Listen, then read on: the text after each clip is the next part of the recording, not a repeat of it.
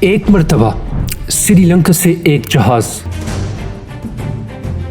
جس میں مسلم عورتیں اور بچے سوار تھے، جب یہ جہاز سندھ کے ساحل کے قریب پہنچا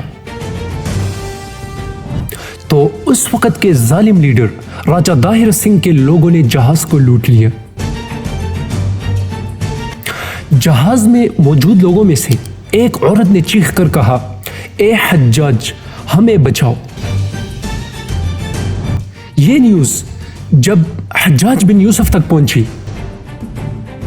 تو اس نے اپنے بھتیجے محمد بن قاسم کو آرڈر دیا کہ جاؤ اور ان مظلوموں کا بدلہ لو۔ سندھ کی سرزمین پر راجہ داہر سنگھ کا ظلم لمٹ سے بڑھ چکا تھا اور لوگ اس کے ظلم سے تنگ آ چکے تھے۔ کسی نے سوچا بھی نہیں تھا کہ یہ 18 سال کا مجاہد محمد بن قاسم اسلام کا جھنڈا سندھ کی سرزمین پر لہرائے گا۔ جب دنیا کے نقشے پر اسلامک خلافت تیزی سے پھیل رہی تھی، اسی دوران ایک ایسا واقعہ پیش آیا جس نے برے صغیر کی ہسٹری بدل دی۔ عرب کی سرزمین پر ایک بچہ پیدا ہوا جس کا نام رکھا گیا محمد بن قاسم۔ اس کے چچا حجاج بن یوسف ایک طاقتور گورنر تھے،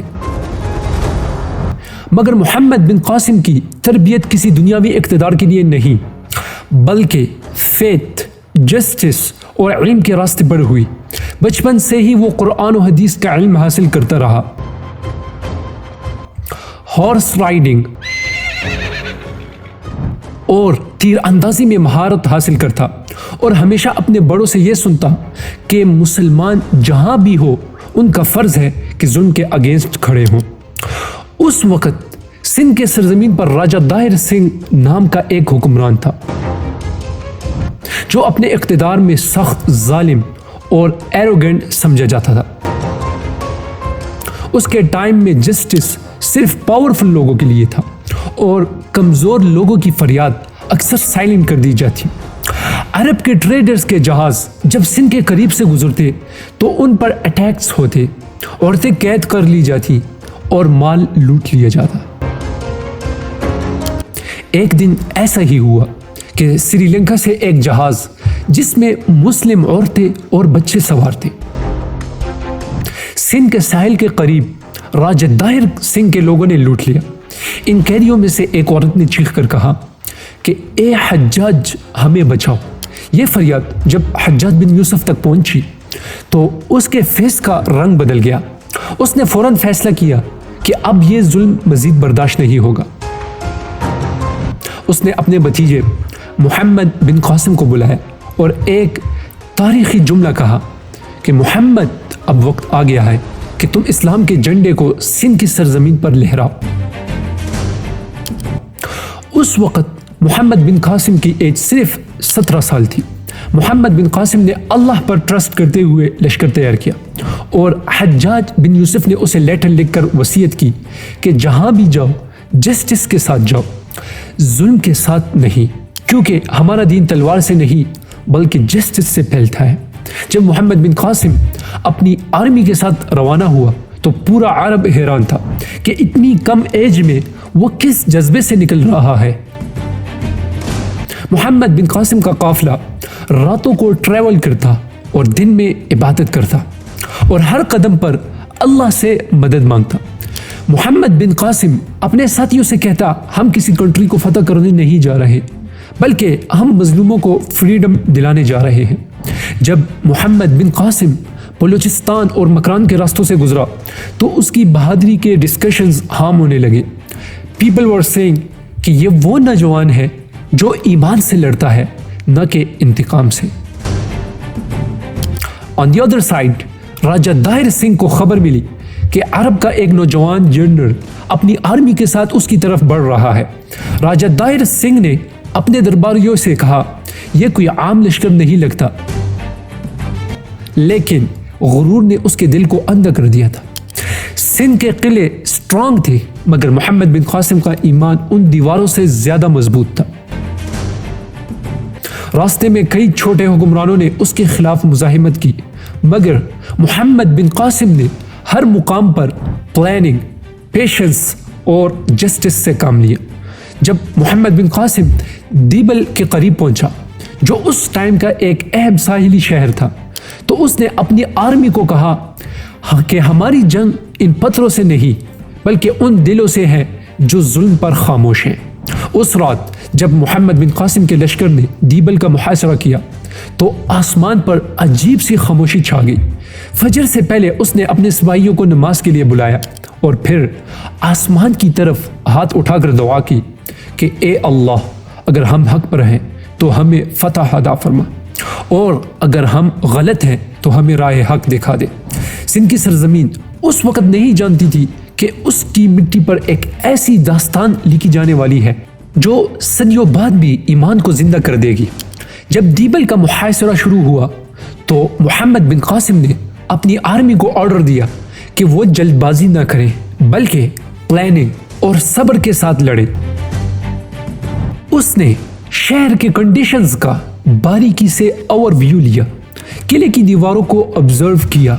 کئی دنوں تک یہ وار جاری رہی، مگر قلعہ سٹرانگ تھا اور راجہ دائر سنگھ کے سپاہی سٹرانگ ریزسٹنس کر رہے تھے۔ تب محمد بن قاسم نے رات کی تاریکی میں اپنے ایکسپرٹ تیر اندازوں کو بھیجا، جنہوں نے کیٹاپلٹ سے آگ کے گولے فضا میں پھینکے اور ایک لمحے میں دیبل کا بت خانہ جل اٹھا۔ اس منظر نے پورے شہر کے لوگوں کے دل ہلا دیے۔ صبح ہوتے ہی مسلمانوں نے شہر میں داخل ہو کر اعلان کیا کہ جو ویپنز ڈال دے وہ امن میں ہے، کسی بھی عورت، بچے یا بوڑھے کو نقصان نہیں پہنچایا گیا۔ محمد بن قاسم نے فوراً مسجد کی کنسٹرکشن کروائی اور اعلان کیا کہ اب یہاں صرف انصاف چلے گا، ظلم نہیں۔ اس کے جسٹس سے متاثر ہو کر کئی لوگ اسلام کے قریب آئے اور اس کے بعد وہ آگے موو ہوا۔ نیرون، سیہون اور برہمن آباد جیسے بڑے قلعے فتح کرتا گیا۔ ہر سٹی میں اس نے ایک ہی میسج دیا کہ ہم تمہاری زمین نہیں بلکہ تمہارے دلوں کو فتح کرنے آئے ہیں۔ آن دی ادر سائڈ راجہ دائر سنگھ نے اپنی تمام آرمی جمع کر لی اور ایک سٹرانگ وار کے لیے تیار ہوا۔ ایک طرف ہزاروں بت پرست سولجرز اور دوسری طرف محمد بن قاسم کی مسلم آرمی۔ جنگ شروع ہوئی،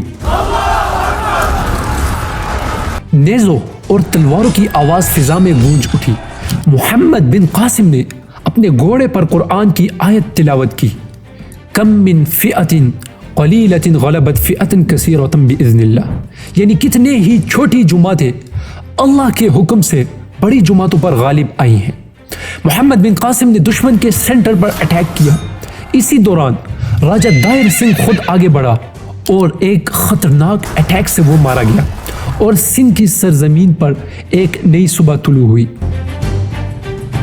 محمد بن قاسم نے فاتح بن کر نہیں بلکہ انصاف کے قاصد کے طور پر سندھ میں قدم رکھا۔ محمد بن قاسم نے لوگوں کی عزت، عبادت گاہوں اور جان و مال کی حفاظت کی، اور اس کے دور میں سندھ میں ایسا امن قائم ہوا کہ لوگ رات کو دروازے کھلے چھوڑ کر سوتے۔ کچھ سال بعد سیاسی سازشوں اور درباری حسد نے اس ہیرو کی تقدیر بدل دی۔ جب حجاج بن یوسف کا انتقال ہوا تو نئے خلیفہ سلیمان بن عبد الملک نے محمد بن قاسم کو بلا وجہ اریسٹ کرنے کا آرڈر دیا۔ ہسٹری کے مطابق اسے زنجیروں میں باندھ کر شام لایا گیا، جہاں اس نے اپنی آخری سانس لی، مگر اس کا نام اور اس کا کردار آج بھی تاریخ کے صفوں میں زندہ ہے۔ سندھ کے لوگ صدیوں سے اس کو یاد کرتے ہیں، ایک ایسے مجاہد کے طور پر جس نے ظلم کے اندھیروں میں ایمان کی روشنی جلائی۔ محمد بن قاسم گیا ضرور، مگر اس نے ایک پیغام چھوڑا کہ طاقت ہمیشہ ایمان سے آتی ہے، تلوار سے نہیں، اور یہی وہ سچ ہے جو اس کے بعد آنے والے ہر دور میں زندہ رہا کہ جو انصاف کے لیے لڑے اس کا نام کبھی مٹتا نہیں۔